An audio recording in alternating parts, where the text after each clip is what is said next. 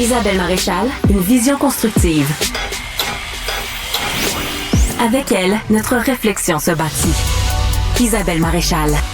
Peut-être que vous vous souvenez de cette chasse à l'homme qui a duré plusieurs jours. Ça se passait dans le Bas-Saint-Laurent. Il y a eu une alerte Amber, un petit garçon qui a été enlevé pendant plusieurs jours par son père violent.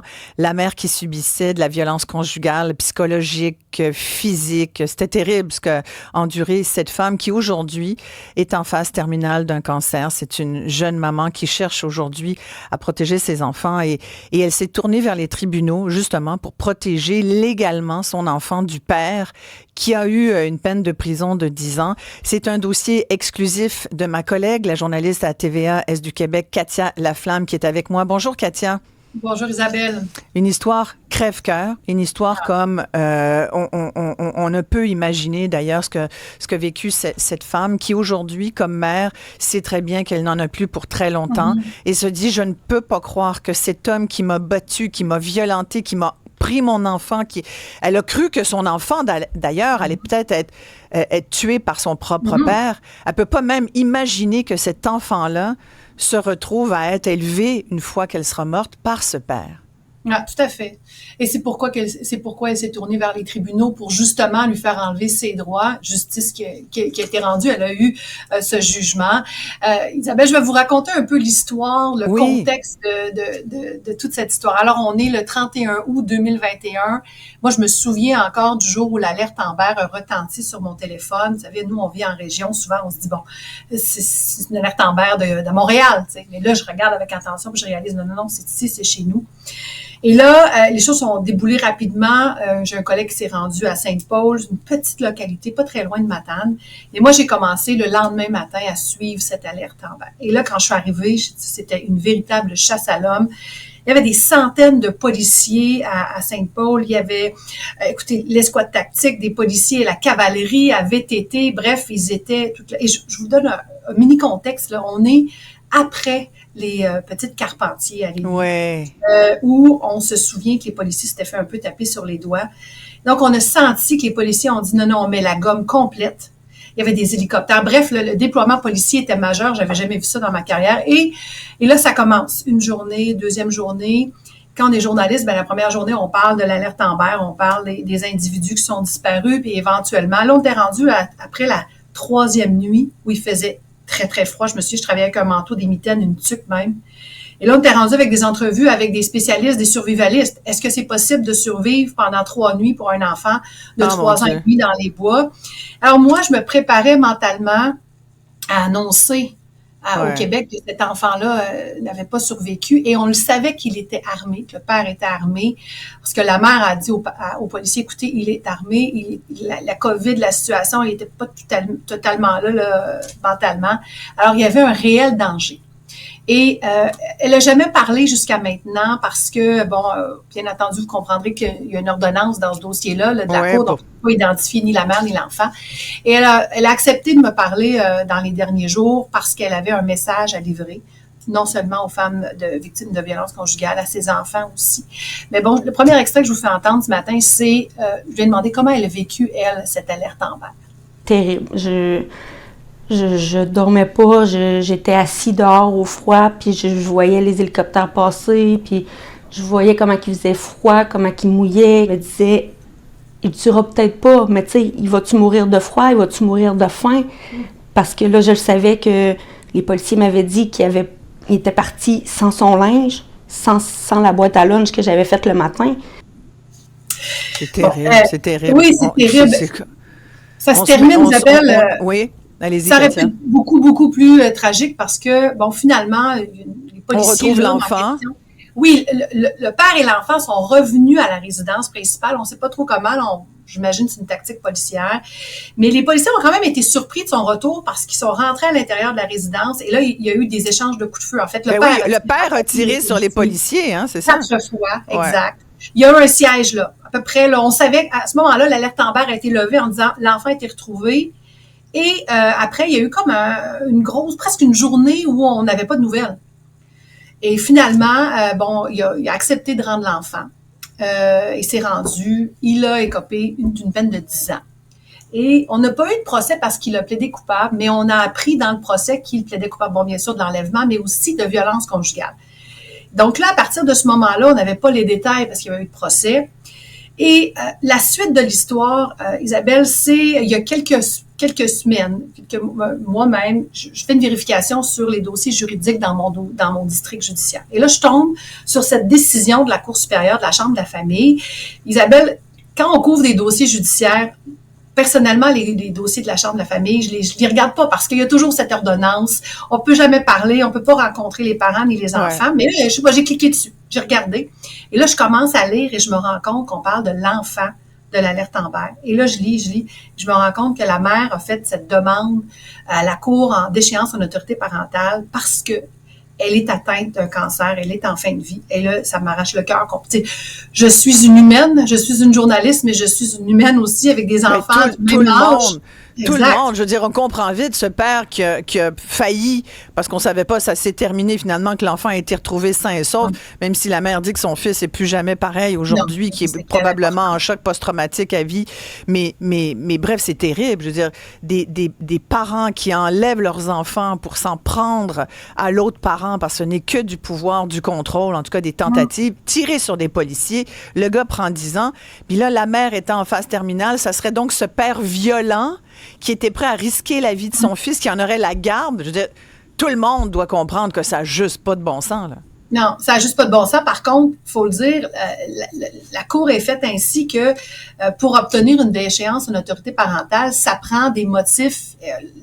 La juge l'a dit dans son jugement, elle dit c'est une mesure extrême, radicale et exceptionnelle. Donc, il faut vraiment que ce soit l'enfant là, vraiment qui prime que le bien-être de l'enfant, que c'est le plus important. Mais ça arrive plus souvent qu'on pense quand même, Katia. Oui, quand même. Pour avoir exercé ce même, pour avoir, je connais bien ce dossier-là et ça arrive plus souvent parce qu'il y a vraiment des parents qui ne méritent pas d'être des parents. Non, tout à fait. Ouais. Tout à fait. Et la mère, t'as donc poursuivi l'entrevue avec la mère t'as une autre clip d'ailleurs à nous présenter où elle parle de violence conjugale. Oui, parce qu'elle m'a raconté que dans cette alerte Amber-là, lui a peut-être sauvé la vie. Parce que justement, elle était sous l'emprise de cet homme-là, contrôlait tout. Isabelle, il avait une arme à feu sur lui 24 heures sur 24, refusait qu'elle ou l'enfant ait des soins à l'hôpital. C'était un contrôle total, il l'avait isolé. Et là, elle se disait, bon, je le sais qu'il y a une maison pour hébergement pour femmes, mais elle ne voyait pas comment s'en sortir. Ça, c'est l'autre extrait.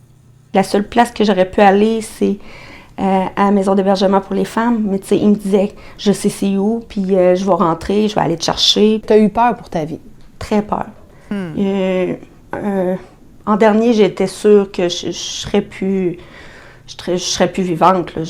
J'en ai parlé avec ses parents, je leur ai dit que si un jour ils disaient que j'étais partie, c'est pas vrai, il fallait me chercher, parce que c'est sûr que j'étais quelque part, ils m'enterraient quelque part. Oh mon Dieu, t'imagines? Vivre ça. Ah ouais. Ça n'a pas de bon sens. Ouais. C'est terrible. Donc là, elle s'est rendue dans cette résidence pour femmes violentées et elle a reconstruit sa vie petit à petit avec son fils qui a encore des séquelles, il faut le dire. Là. Il est traumatisé. Les policiers, pour lui, son père lui a fait croire que c'était des voleurs. Donc, partout pour lui, il y a des voleurs. Donc, puis il y a vraiment... Le père Katia, il est en prison là, en ce moment. Oui, présentement. Tout à fait. Ouais. Et donc là, elle se tourne vers ça. Finalement, elle refait sa vie, mais là, elle apprend qu'elle est malade, cancer. Ensuite, chimiothérapie, radiothérapie, chirurgie, et les médecins lui ont dit dernièrement, il n'y a plus rien à faire. Donc là, elle reçoit des soins palliatifs. Ces démarches pour l'aide médicale à mourir sont entamées, mais il y avait cet élément, elle ne voulait pas que ce père-là puisse avoir un droit sur son enfant. Donc, elle s'est tournée vers les tribunaux et elle a obtenu ce jugement. Et il y a une personne de confiance qui a été choisie. Elle et l'enfant ont choisi ensemble qui allait s'occuper de lui après. Donc, son fils, qui aujourd'hui, quoi, il y a 7 ans, le petit garçon? 7 ans et demi, oui. 7 ans et demi, il a choisi le petit garçon, donc, veut pas non plus retourner auprès de son père éventuellement. Non, en fait, non. Lui, il est tout à fait d'accord avec ça. Bon. Comme il peut être à son âge, là, on s'entend, là. Oui, mais oui, donc il y a une personne identifiée de confiance, ça c'est réglé. Et mais ce papier-là, là, pour lui enlever ses droits, c'était important pour elle. Puis l'autre extrait. C'était très, très important parce que tu je suis malade, fait que pour moi, c'était ma priorité là, que ça soit réglé avant mon départ. Qu'est-ce qui te fait le plus peur?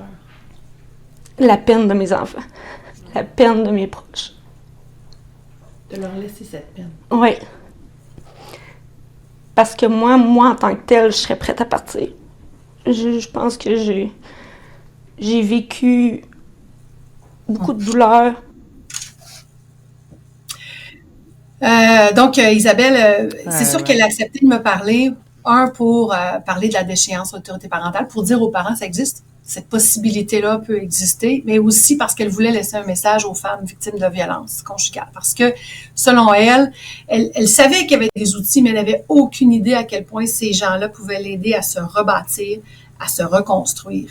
Ouais. C'est un autre extrait. Faut toujours garder espoir. Puis, tu sais, moi, si j'aurais lâché, je serais plus là.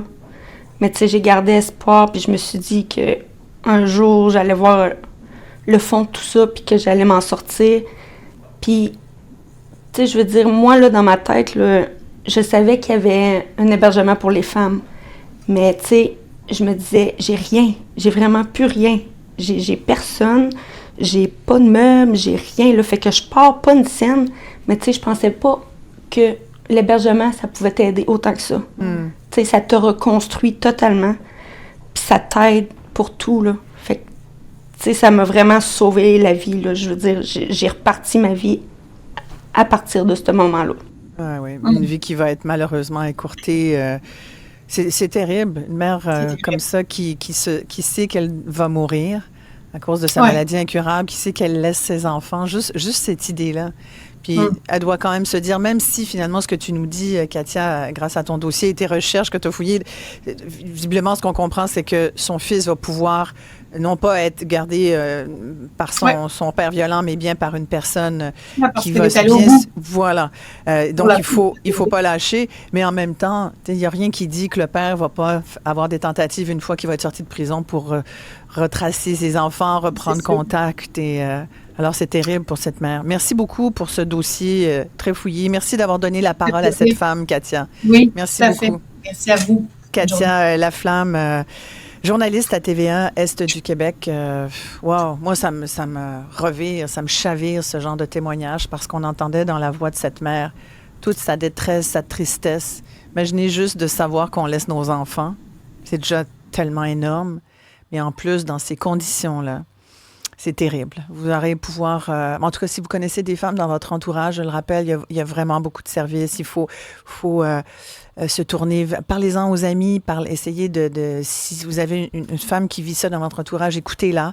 Suggérez-lui de tendre la main pour recevoir de l'aide. Vous avez entendu cette mère. Il y a moyen de s'en sortir. Il y a moyen. On s'arrête ici.